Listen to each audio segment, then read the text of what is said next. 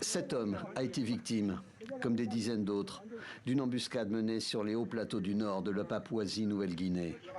Il a été tué dans une embuscade menée dans la nuit de samedi à dimanche, victime, dans cette zone reculée, d'un conflit entre tribus, un de plus. Je suis profondément ému. Je suis très inquiet.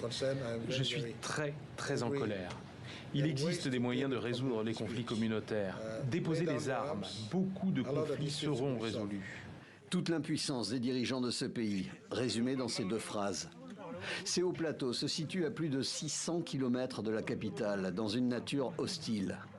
La police a diffusé des images de cette dernière attaque. Certains cadavres ont les membres sectionnés. Ici, les conflits sont ancestraux, disputes liées au territoire, conflits de toutes sortes, vengeance. La police, elle aussi, expose clairement son impuissance. Vous savez, la police ne peut apporter qu'une partie de la solution. Seule, elle n'a pas de solution à court, à moyen ou à long terme. Le ratio police-population dans ce pays est l'un des plus faibles au monde. Il est difficile de trouver des chiffres précis, mais il y a probablement environ 6 000 policiers pour une population de 12 millions d'habitants.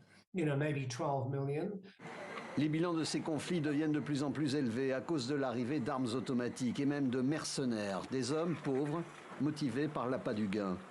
Un pouvoir exécutif, une justice, une armée et une police dépassés par la violence. L'opposition appelle à décréter l'état d'urgence dans ces zones tribales. Le 11 janvier dernier, cet état d'urgence avait été décrété dans la capitale, à Port Moresby, après des émeutes ayant fait 16 morts. Des manifestations directement liées à la pauvreté.